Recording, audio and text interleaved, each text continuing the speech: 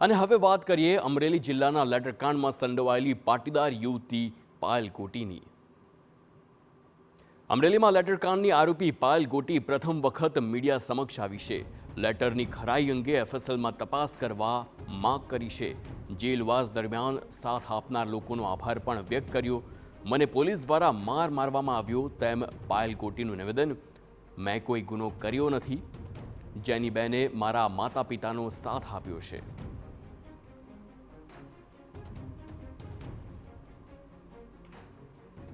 સવારે અમારા ફિંગરપ્રિન્ટ ને એની કંઈક પ્રોસેસ હશે એ બધી કરાવી અને પાછા અમને અહીંયા લઈ આવ્યા એલસીબી ઓફિસમાં અને ત્યાં સાયબરના સર ને એ બધા લોકો હતા।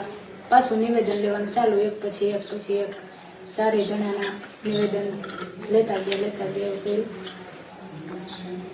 પછી બપોર પછી નહીં રાતના એસપી સર આવ્યા પાછા ત્યારે અહીંયા એલસીબી વાળા સર કંઈક રજા ઉપર હતા એવું કંઈક હતું અને મારા જે મેઇન આરોપી છે મનીષભાઈ એને પોલીસ એસપી સરે બોલાવ્યા અને ત્યાં લઈ ગયા એની પાસે બધું બોલાવડાવ્યું અને એને મારતા હતા તો મને બોલાવી મને ત્યાં ઊભું રહીને બધું બતાવ્યું કેવી રીતે મારે છે પણ તોય હું કાંઈ બોલી જ નહીં।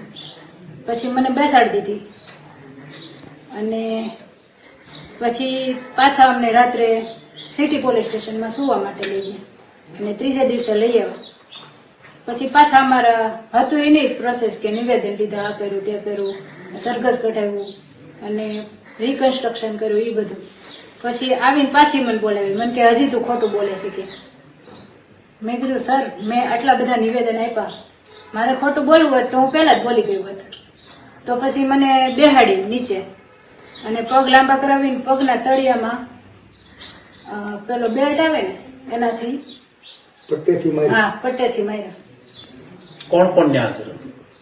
ત્યાં બે લેડીઝ હતી એક પરમાર કરીને છે પીએસઆઈ છે કે પીઆઈ છે મને ખ્યાલ નથી।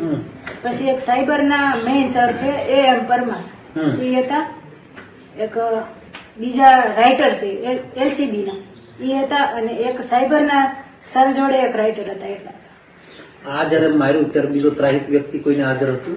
અન્ય વ્યક્તિઓ કોઈ? ના બીજું કોઈ નહોતું। ઈ આ જે એમ પરમાર સર છે ને એના કહેવાથી જ મને મારી હતી। અને લેડીઝ પોલીસ અમારી લેડીઝ પોલીસ હતી। કેટલીક વાર 5-6 વાર